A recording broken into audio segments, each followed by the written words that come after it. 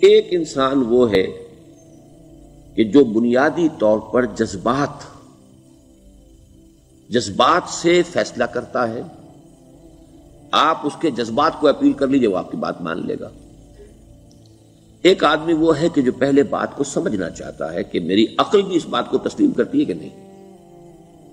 بس یہ ڈسٹنکشن ہے. جو شخص چاہتا ہے کہ پہلے سمجھوں پھر مانوں، وہ انٹلیکچوئل ہے، چاہے ان پڑھ ہو. An absolutely illiterate person can be an intellectual and a PhD can be a جذباتی آدمی.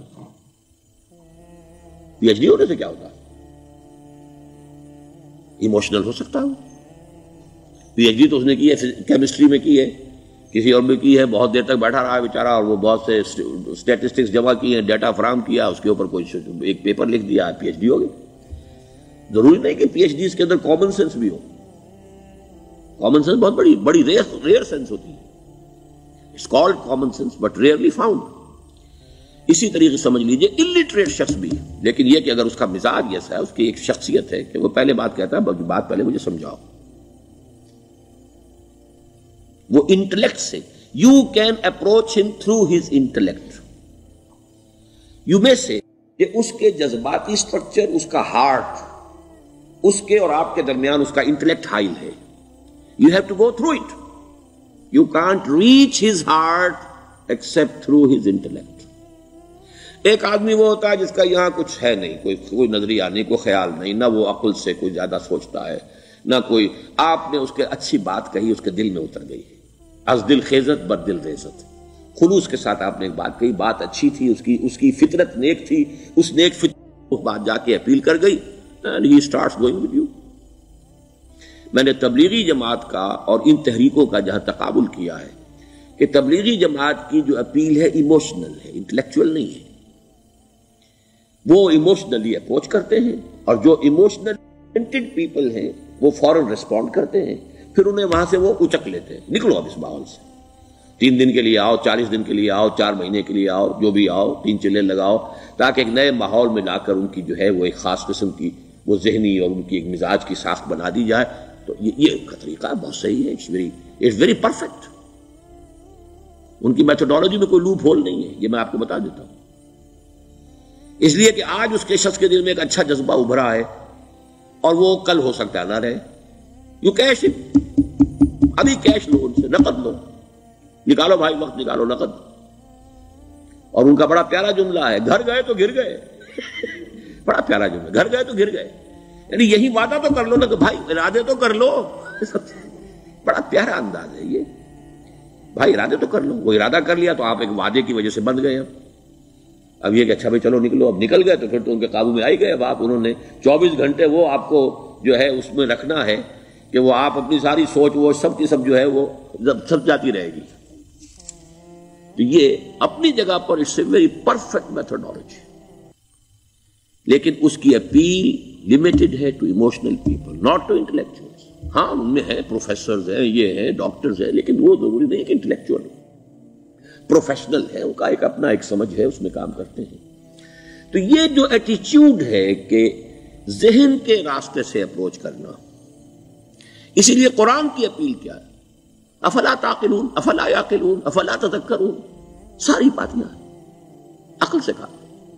ابھی میں نے جیسا کہ آپ کو بتایا، قرآن تو یہ کہتا ہے کہ بغیر یا تو عقل سے بات مانی جائے گی، اور یا قرآن کی بات مانی جائے گی، یا رسول کی بات مانی جائے گی. العلم علمان ولا تخف ما ليس لك به علم ان السمع والبصر والفؤاد كل اولئك كان عنه مسؤولا. کسی ایسی چیز کی پیروی نہ کرو جس کے لیے تمہارے پاس علم نہیں. علم دو ہے، یا آپ کو اپنے حواس کے ذریعے سے علم حاصل ہوا ہے، عقل سے حاصل ہوا ہے، اور یا پھر یہ کہ وہی سے حاصل. تو یہ ہے اصل میں کسی بھی انقلابی تحریک کے لیے جو پہلا نیوکلیس بنتا ہے وہ انٹلیکچوئلز کا ہوتا ہے. پھر یہ کہ وہ چیز جو ہے عام لوگوں کے اندر بھی نیچے اترتی ہے. اس کے بعد جو فائنل سٹیج ہوتی ہے اس میں تو آپ کو عوام کو موٹیویٹ کرنا پڑے گا. اب وہ وہاں انٹلیکچوئل اپیل نہیں چلے گی، وہاں پھر ایموشنل اپیل چلے گی. لیکن وہ کب چلے گی؟ جبکہ ایک مضبوط جماعت ایسی پیدا ہو چکی ہو کہ جو سمجھ کر آئی ہو، علی وجہ البصیرت مان رہی ہو چل رہی ہو اپنی دونوں آنکھیں کھول کر چل رہی ہو، پھر ڈسپلنڈ ہو، پھر جو کچھ کہہ رہی ہے وہ کر بھی رہی ہو، ایسی مضبوط جماعت ہوگی تو ایک عوامی جو ہے کوئی تحریک اٹھا کر اسے کنٹرول کر سکتی ہے، اسے ایک ڈائریکشن کے اندر رکھ سکتی ہے، ورنہ عوامی تحریک کو کوئی کر سکتا ہے؟ عوامی تحریک خود بخود بھی دائیں بائیں کسی طرح بڑھ جائے گی، جوش اور جذبات کے اندر، تو پھر انسان جو ہے وہ پھر ادھر سے ادھر نکل جاتا ہے، پھر وہ حد اعتدال پر نہیں رہتا۔ اس کو کنٹرول کرنے کے لیے جیسے ریڑھ کی ہڈی ہے انسان کے جسم میں، وہ جب تک کھڑی ہے میرا پورا پوسچر کھڑا ہے، اگر اس میں سے کوئی ایک من کا بیٹھ گیا تو کوب نکل آئے گی انسان کی۔ تو وہ ریڑھ کی ہڈی جو ہے وہ جماعت ہے، انقلابی جماعت، جو کہ اسلامی انقلاب میں حزب اللہ، جو ہم تنظیم اسلامی کے تحت کوشش کر رہے ہیں بنانے کی، اور یہ کہ اس کے لیے انٹلیکچوئل اپروچ کے لیے یہ سارا معاملہ ہے کہ جو اسلام کی نشأت ثانیہ سے شروع ہوا، اور یہ سارا کام جو اب ہو رہا ہے، آپ سے بات ہو رہی ہے، آپ کو سمجھانے کی کوشش ہو رہی ہے کہ دین کو سمجھیے کہ دین ہے کیا، اس کا ہدف کیا ہے، اس کا بیسس کیا ہے، اس میں پرائرٹیز کیا ہیں، یہ ساری چیزیں کہ سمجھ سے آئیں آپ کے اندر، پھر آپ سمجھ کر اس شے کو قبول کریں۔ یہ ہماری پرائرٹی ہے۔ ہم آپ کو ایموشنلی موٹیویٹ کر کے حرکت میں نہیں لانا چاہتے۔ وہ سٹیج آئے گی، جب آئے گی، اگر وہ مضبوط جماعت پہلے تیار ہو جائے تو پھر وہ سٹیج آئے گی، پھر عوام کو موٹیویٹ کریں گے۔ اور اس وقت میں سمجھتا ہوں کہ اگر کوئی ایسی شکل ہمارے ذریعے سے اللہ نے پیدا کر دی تو مجھے یقین ہے کہ تبلیغی جماعت کے لوگوں کی بہت بڑی تعداد جو ہے کھنچ کر آ جائے گی، جیسے ویکیوم میں کوئی چیز کھنچ جاتی ہے۔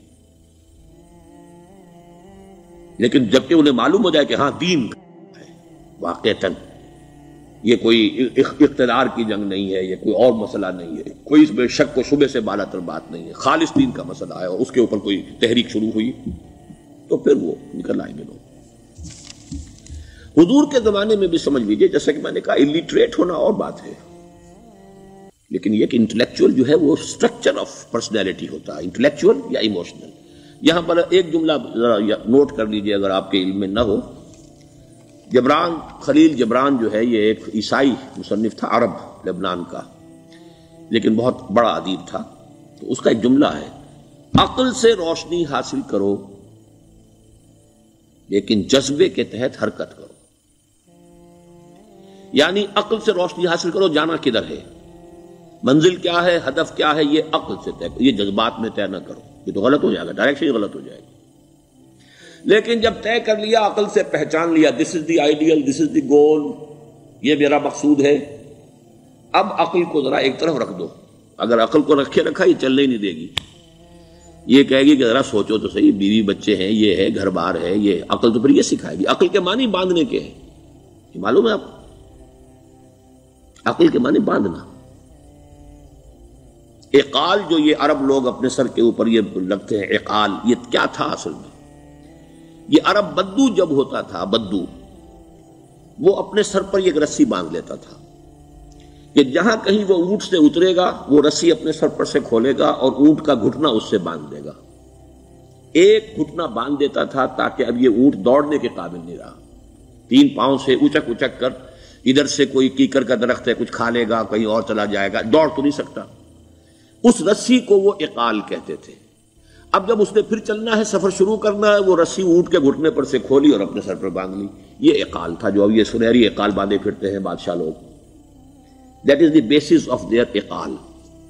اسی لیے حدیث آتی ہے کہ ایک بدو، ایک عرب باہر سے آئے، اونٹنی کو انہوں نے بغیر باندھے، وہ مسجد نبوی سے باہر حضور نے دیکھا کہ وہ اونٹنی کو انہوں نے باندھا نہیں، اس کا گھٹنا، اور وہ چلے آئے۔ حضور نے پوچھا کہ تم نے اونٹنی کا گھٹنا کیوں نہیں باندھا؟ انہوں نے عرض کیا کہ میں نے اللہ پر توکل کیا۔ تو حضور نے فرمایا یہ غلط ہے، اعقلھا ثم توکل، پہلے اس کو باندھ دو پھر توکل کرو۔ اسباب اور وسائل و ذرائع کا استعمال یہ تم پر لازم ہے، لیکن توکل اس پر نہ کرو، توکل اللہ پر۔ یہ ہے بیسک جو یعنی بیلنسڈ رائے ہے کہ آپ ایسے بالکل اسباب سے مستغنی ہو جائیں تب بھی غلط بات ہے۔ آپ do what ever you can do, لیکن یہ کہ اس کے بعد یہ نہ سمجھو کہ میرے اس کرنے سے کچھ ہو جائے گا، یہ میرے وسائل اور ذرائع سے کوئی نتائج نکل آئیں گے، نتیجہ اللہ کے ہاتھ میں۔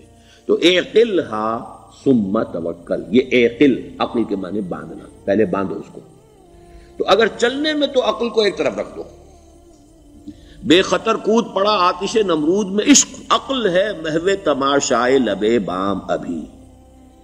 عقل تو نہیں اجازت دے سکتی تھی حضرت ابراہیم کو کہ کود جاؤ آگ میں، عقل تو یہی کہتی نا کہ بابا جان خامخواہ دینی ہے، اگر تم اپنے آپ کو بچا لو گے، اس وقت کوئی کوئی ہیلا کر لو، کوئی تھوڑا سا نمرود کی خوشامد کر لو، چھوڑ دے تو پھر اس کے بعد توحید کی دعوت دینا.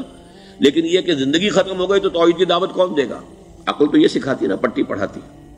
لیکن بے خطر کود پڑا آتش نمرود میں عشق. عقل ہے محو تماشائے لبے بام ابھی. عقل تو وہیں بیٹھی دیکھ رہی ہے کہ یہ کیا کیا اس نے، یہ جمپڈ، یہ شوڈ ناٹ ہیو جمپڈ. تو عقل سے روشنی حاصل کرو. ڈائریکشن کیا ہے، گول کیا ہے، جانا کیا ہے، یہ طے کرو عقل سے. اس میں جذبات کو دخل نہ آنے دو، اور جب چلنا ہے تو اب عقل کو طے کر کے رکھ دو اور اب جذبے کے تحت حرکت کرو. بہت عمدہ جملہ ہے.